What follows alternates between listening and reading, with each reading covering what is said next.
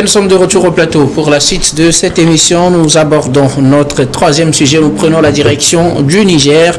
Libération de 4 anciens ministres de Mohamed Bazoum. Donc, ces 4 anciens ministres du président nigérien déchu Mohamed Bazoum ont été libérés. Il s'agit entre autres de l'ancien ministre Adamou Souley, qui était ancien ministre de l'Intérieur, Ahmad Didoudi, ancien ministre des Finances, Rabiou Abdou, ancien ministre du Plan, et le dernier, Yacouba Ibrahim, ancien ministre de l'Énergie. Ils ont recouvré leur liberté, disons pratiquement un an après leur arrestation, ou bien la chute de leur pouvoir, du président Mohamed Bazoum, qui a donc, avec ce coup d'État, été déposé par le général Tiani et ses hommes. Et les 3 premiers ont été arrêtés premièrement, et le dernier est rentré d'un voyage. En janvier a également été arrêté. Et donc, ils ont finalement recouvré leur liberté pratiquement, disons, le 1 an après donc la chute de Bazoum. Donc, peut-être un pas vers la libération du président Bazoum, on ne saurait le dire, ou bien vers une autre étape dans la procédure concernant le président Bazoum, on ne saurait le dire, mais on s'interroge quand même avec nos invités. Je voudrais bien commencer par vous, Adam Ajranou. 4 anciens ministres du président Bazoum ont été libérés par les militaires au pouvoir. Oui, je pense que c'est un pas de plus dans la décrispation de l'environnement au Niger, et ceci intervient justement un an, vous l'avez dit, après la chute du président Bazoum, mais après que le président Tiani, le président de la transition Tiani, ayant présenté un bilan de 1 an de magistère au niveau du Niger. Je pense que c'est une libération qu'il faut mettre à l'actif de plusieurs actes posés aussi bien par le parti de Mohamed Bazoum, qui après dans cette chute-là, on voyait était dans une position assez frontale avec les militaires au pouvoir, et sont des figures de proue qui en réalité pouvaient donc alimenter un certain nombre d'opinions ou de mouvements qui en réalité devraient mettre en mal cette transition-là, qui pourrait expliquer les motivations, pourrait être donc des motivations qui ont conduit à leur arrestation. Mais pour autant, c'est également, je pense que, comme je l'ai dit, une décrispation, mais au même moment, il nous en souvient que d'autres ministres qui n'étaient pas au pays, pour eux, sont en tout cas des gens recherchés ardemment, sur lesquels la transition ou le président de la transition ou la transition a émis des mandats d'arrêt, en tout cas international vis-à-vis d'eux. Mais je pense que toutes ces libérations-là, je pense qu'également la bonne conduite de ce parti-là, qui à un moment donné a compris que ce coup d'État était carrément consommé. Puis il faut le rappeler, parce que s'ils étaient dans cette position frontale, c'est qu'ils étaient plus ou moins soutenus par la communauté internationale, qui n'a plus aujourd'hui la même approche vis-à-vis, en tout cas, des militaires au pouvoir à Niamey, que ce qui était par le passé. Donc ce qui a fait comprendre en tout cas à ces derniers que cette transition est finalement consommée, et que toute action allant dans le sens contraire pouvait être en défaveur de ces derniers. Donc étant donné qu'on a vu véritablement donc un bon comportement vis-à-vis de ces ponts de ces partis politiques là, et après 1 an que la transition ayant présenté un bilan assez positif, donc ils ont conduit donc à cette libération. Mais parler du fait de cette libération pourrait conduire à la libération de Bazoum. Personne ne saurait le dire, mais plus ou moins, je pense que, étant donné que si nous prenons sur le plan interne qu'international, les actes de décrispation, comme je l'ai dit, se multiplient. Nous avons vu ces derniers temps avec le Bénin, que personne n'avait vu venir. Et il y a eu également, après ces 1 an, un pas posé vers, en tout cas, le dénouement de cette crise-là entre le Niger et le Bénin. On peut plus ou moins s'attendre à ce que le président, et ce serait donc le vœu, mais je pense que ce ne serait pas pour demain. Mais je pense qu'il y aura également des actes qui vont plaider, et en tout cas en faveur d'une certaine liberté, si on n'arrivait pas à une liberté totale. Merci beaucoup. Une précision, puisque vous évoquez le cas de Mohamed Bazoum. Justement, ces ministres, en tout cas, sont également accusés de certains crimes qu'on reproche à Bazoum, également atteinte à la sécurité nationale et crimes de trahison, justement, dont ils sont également accusés. Ils ont reçu, pour précision plutôt, une notification donc de cette ordonnance de justice qui demande leur libération provisoire. On attend qu'ils soient effectivement libérés, mais est-ce que cela peut conduire à ce que la justice émette une telle ordonnance à l'endroit du président Mohamed Bazoum également? Personne ne saurait le dire, mais je pense que tout est encore possible, étant donné que je pense que la prévention, la détention préventive, ou pratiquement le fait qu'on puisse donc aller vers les contrôles judiciaires, puisque c'est de ça qu'il s'agit, c'est un contrôle judiciaire. Lorsque nous parlons de ces libérations-là, on peut également arriver donc à un contrôle judiciaire émis à l'encontre de Mohamed Bazoum, que de pouvoir donc rester dans une prévention, dans une détention préventive, même si il n'est pas déféré devant, en tout cas, une juridiction ou ayant eu un mandat de dépôt. Donc je pense que c'est déjà salutaire à partir du moment où vous retrouvez plus ou moins votre liberté sur votre territoire et donc bénéficiant donc d'un contrôle judiciaire, c'est mieux qu'une détention préventive tel qu'était donc le cas au regard à l'égard de plusieurs ministres de Mohamed Bazoum. Mais tout compte fait, je pense que lorsque nous parlons d'une transition, il y a également des actes-là que je peux considérer comme étant des actes dissuasifs en réalité. Merci. Pour amener, oui, dissuasif. Merci beaucoup à vous. Alors, Germain Pouli, la justice met donc cette ordonnance demandant la liberté ou bien la libération de ces 4 ministres-là de Mohamed Bazoum.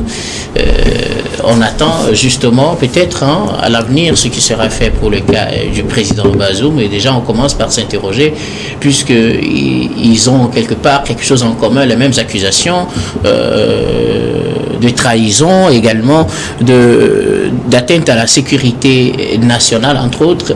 La justice demande, ou du moins ordonne leur libération. Que peut-on espérer pour eux et d'abord et pour le président Bazoum? Oui, comme le disait Adams tout à l'heure, c'est un signe de décrispation, parce que ce qu'on reproche à ces ministres, le président Bazoum, ce sont de présumées infractions politiques, donc parfois aussi économiques. Et donc aujourd'hui, après un an, je crois que les militaires maîtrisent un peu plus le pouvoir. Ils n'ont plus beaucoup de choses à craindre et ils ont envie d'évoluer dans la gestion de la transition, et dans la gestion aussi de la crise sécuritaire qui a justifié leur prise de pouvoir. Et donc, je crois qu'ils éliminent les problèmes progressivement. Et à l'actif de ces libérations aussi, il faut mettre la médiation très discrète effectuée par le président togolais, qui avait obtenu entre-temps la libération du fils de Mohamed Bazoum. Et il y a eu cet appel aussi de la fille de Mohamed Bazoum à l'endroit du médiateur togolais pour qu'il fasse en sorte que son père soit libéré. Donc aujourd'hui, l'analyse que je fais, c'est qu'il y a un régime militaire qui commence par maîtriser un peu la situation, qui voit très peu de risques, en tout cas trop peu de chances d'être trop bousculé par les tenants de l'ancien régime, dont certains ont été neutralisés. Et donc aujourd'hui, il faut pouvoir libérer certaines personnes.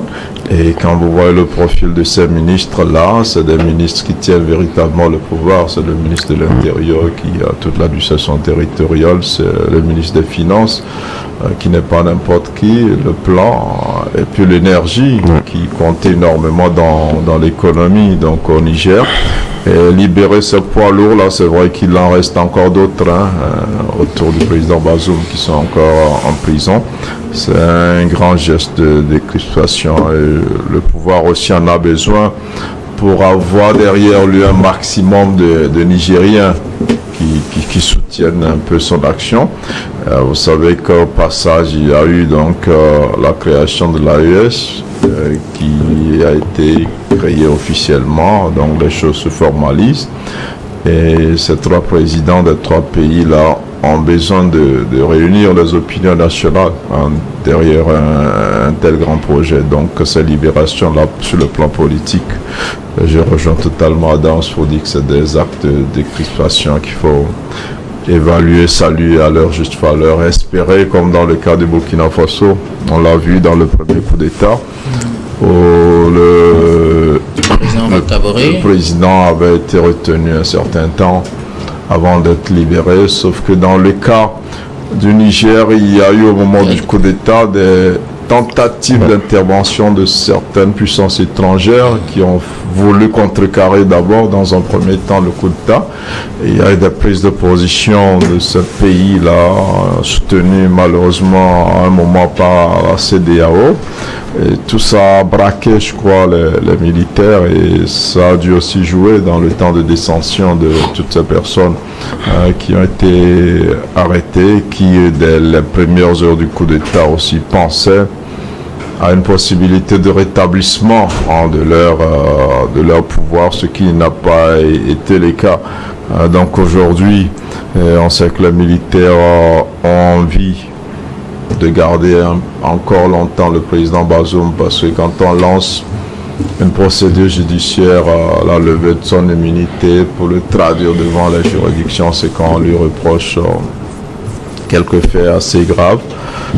Espérons vraiment que ce qui a commencé avec la libération de ces militaires, un peu plus tôt avec la libération du fils de Mohamed Bazoum, se poursuive, et que tous ces prisonniers-là qui sont des personnalités détenues dans le cadre d'une affaire politique soient libérés.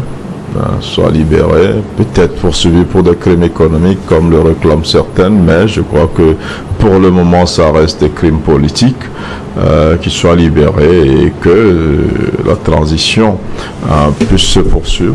Et comme on l'a dit dans le cas de la Guinée et comme on l'observe un peu partout, je crois qu'au Niger aussi, le général Tiani a certainement l'intention de prolonger soit la transition, soit de prolonger son bail à la tête de l'État après une période de transition. Et donc il faut déjà saluer la libération de ces ministres qui participent à la décrispation de la vie politique au Niger, et espérer que d'autres efforts soient faits, éventuellement qu'on arrive à la libération de Mohamed Bazoum, surtout qu'aujourd'hui il y a plus de pression internationale autour de ce dossier-là.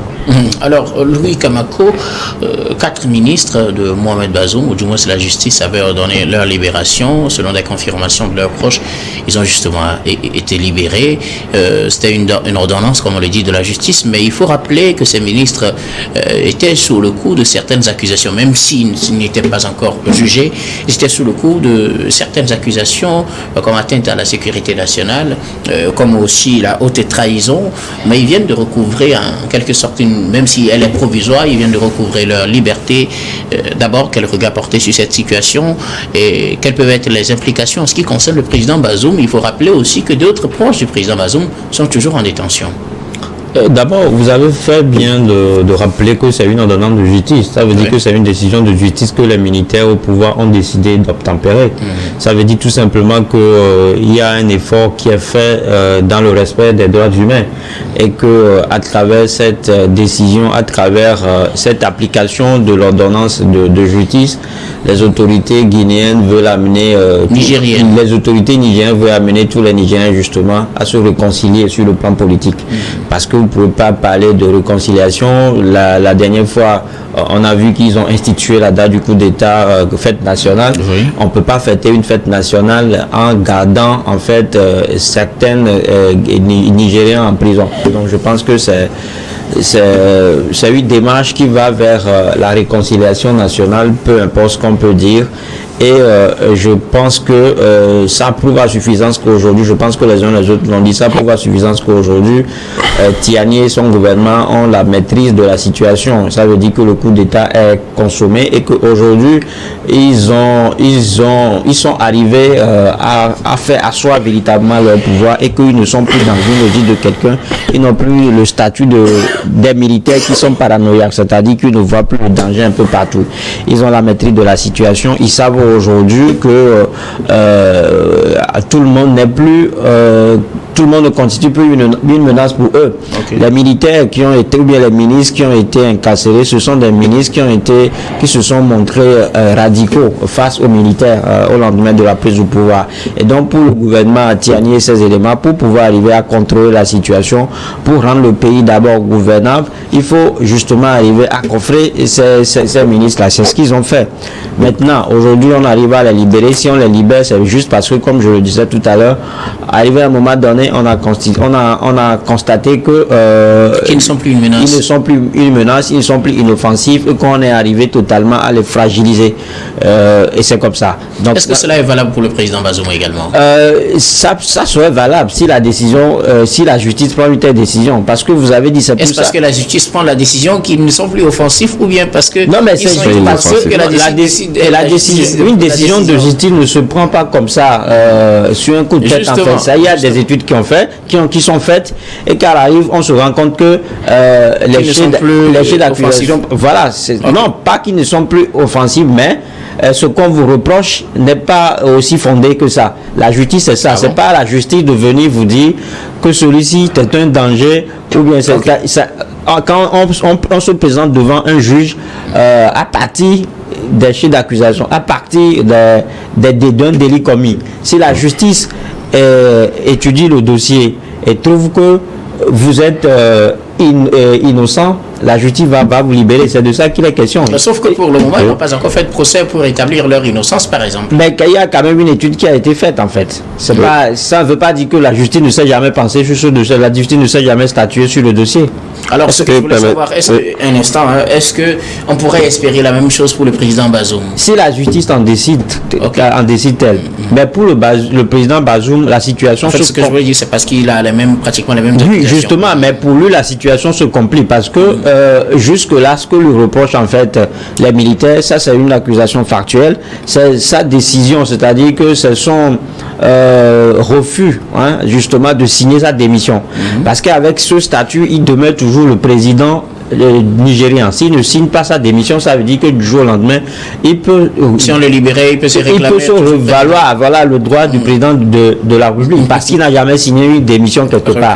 Donc c'est ce que craignent peut-être Tiani et son gouvernement. Maintenant, je crois que Germain l'a dit, la situation, elle était un peu particulière au Niger, parce que la CEDEAO, à un moment donné, a rendu la situation complexe en mettant en exergue ou bien en soutenant un plan de déstabilisation ou bien en soutenant une intervention militaire au Niger. Donc tout cela, à un moment donné, a rendu les militaires au pouvoir très fermes dans leur position et qui pensent que s'ils n'arrivent pas à maîtriser la situation comme cela se doit, ça va leur retomber dessus. Et on a vu malheureusement qu'à un moment donné, des plans de déstabilisation ont été stipulés un peu partout sur les réseaux sociaux. Donc je pense qu'aujourd'hui, les milices sont libérées juste parce que Tiani et son gouvernement trouvent que la situation est désormais gérée et qu'il n'y a plus d'adversaires coriaces en face. Merci beaucoup. Vous voulez ajouter quelque chose? Oui, en fait, je voulais dire qu'en temps, on pouvait en tout cas évaluer cette situation-là liée au fait qu'on était en face d'une justice des vainqueurs. Donc en réalité, ce qui donc était motivé, c'était justement faire en sorte que cela soit dissuasif à l'égard de ceux qui en réalité appelaient cette communauté internationale à soutenir une action militaire contre la transition. C'était un peu ça. Merci beaucoup à vous. Donc nous allons marquer une nouvelle pause, puis on revient tout à l'heure pour la dernière partie de cette émission, dernière partie que nous allons bien évidemment consacrer au Togo.